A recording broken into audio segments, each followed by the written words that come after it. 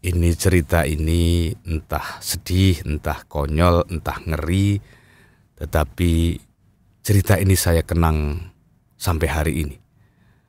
Padahal ketika cerita ini terjadi saya masih kelas 2 SD saat itu, tetapi pesan-pesan kelucuannya, ironi-ironinya, dan mungkin sarkastiknya membekas di kepala saya.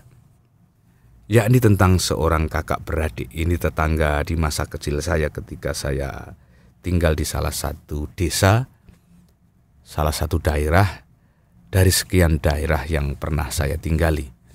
Jadi ayah saya seorang mantri kehutanan yang banyak melakukan pindah lokasi, dan saya harus mengenal banyak daerah. Sebagai daerah baru, ada kesulitannya, tetapi hikmahnya tidak kurang-kurang karena saya banyak memiliki kenangan dan terutama saudara. Nah, kakak beradik ini suatu kali saya lihat berjalan pulang dari ladang, beriringan mereka dengan cangkul di pundak. Si kakak di depan dan dengan kepala berlumuran darah. Sementara si adik di belakang sambil tidak henti-henti menahan tawa. Loh, bagaimana itu mungkin? Kakaknya kepalanya berdarah tetapi si adik malah tertawa-tawa. Para tetangga kemudian bermunculan untuk melihat pemandangan yang ganjil ini. Mereka sibuk bertanya-tanya bagaimana mungkin ada derai tawa di tengah leleran darah.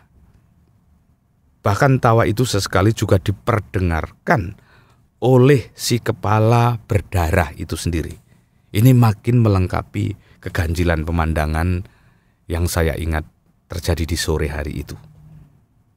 Bahwa kakak beradik ini terkenal gemar bercanda dan canda mereka keterlaluan kadang-kadang, kami tetangganya sudah lama maklum. Tetapi persoalan canda di kali ini, mencandai kepala berdarah apalagi darah saudaranya sendiri pasti keterlaluan. Lalu apa sebenarnya yang terjadi? Karena kemudian setelah tetangga itu mengerti ceritanya, tetangga ini juga ikut tertawa, termasuk saya sampai hari ini harus mengingat cerita ini. Lalu berceritalah anak-anak itu. Kata si kakak, kami tadi disuruh ayah berladang, katanya. Ia lalu menambahkan bahwa perintah itu sebetulnya adalah perintah yang sangat ingin mereka bangkangi seandainya mereka tidak takut kepada ayahnya. Tetapi karena perintah orang tua adalah perintah yang sangat sulit ditolak, apalagi ada bau ketakutan di sana, maka berangkatlah kakak beradik ini walau dengan terpaksa. Hasilnya sejak awal mereka sudah uring-uringan. Mencangkul di ladang itu sungguh merusak jadwal bermain mereka sebagai anak-anak. Akibatnya luas cangkulan mereka kebut, dan akibatnya mereka merasa harus saling adil dan rata dalam mencangkul. Harus sama bagian, dan mereka akhirnya membuat kesepakatan. Mencangkul satu cangkulan, adik satu cangkulan, kakak satu cangkulan. Jangan sampai ada yang lebih, ada yang kurang, karena itu mengganggu rasa keadilan mereka. Rencana ini awalnya lancar karena lahannya masih memungkinkan mereka untuk berselancar dengan cangkul mereka. Tetapi ketika luas cangkulan itu mulai menyempit, kemudian tinggal sejengkal, mulailah muncul persoalan. Lalu muncul ide. Ini kan tinggal sedikit lah, kamu saja yang mencangkul.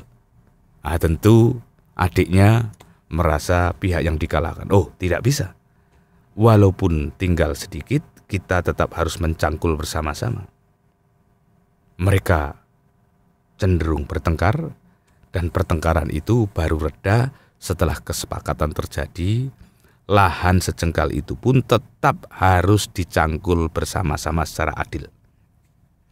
Akhirnya mereka menempuh jalan tengah itu.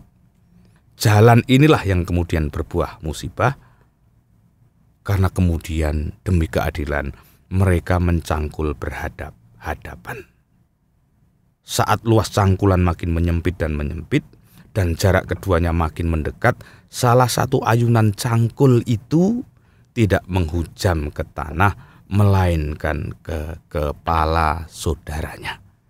Itulah sejarah kenapa kakak beradik itu pulang dengan tertawa-tawa walaupun kepala salah satunya berdarah. Jadi sedulurku, rumus keadilan seperti itu ternyata risikonya sangat tinggi.